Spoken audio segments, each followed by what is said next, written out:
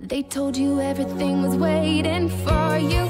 They told you everything was set in stone. You're royal, you're rebel, you're more than one together. However you go, ever and ever after high.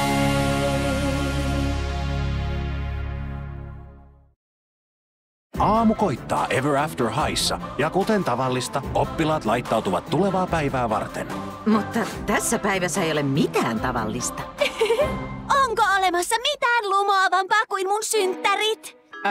Mun synttärit? Hassuttelija! Vai juhlistaako koko koulu muka sun synttäreitä kuninkaallisten kakun leipomiskilpailulla? Tänä vuonna kisassa on kapinallisiakin.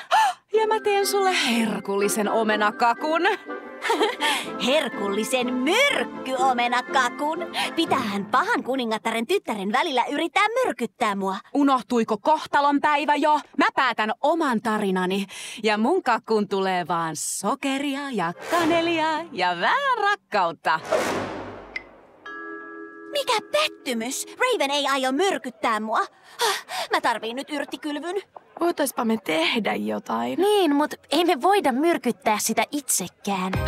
Aivan niin, Ash. Mä lorautan vähän olentolieta Ravenin kakkuun. Niin Apple luulee, että se oli Ravenin idea. Kengätkin on ihan kiva synttärilahja. Voi Daring. Kakku, jonka päällä on sun kuvasi. Hurmaavaa. Ja sitten vielä Ravenin kakku. Maista. Apple, etkö sä muista? Mä oon sun hovimaistajasi. Mä tarkistan, että kakku on juuri sopiva. Oi vau, tosi koste. Ja pehmeä. Mitä? Apple, mä vannon. Sä yritit myrkyttää mut. Hei, mähän se... ei kun... Joo, mahtavaa. Raven, pahasti tehty.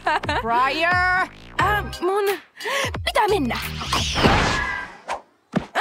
Miksei vaan lintu? No joo, nähdään. Hei hei. Jep, mä menen nyt. En ehdi vastailla, ei hei. Mä menin jo.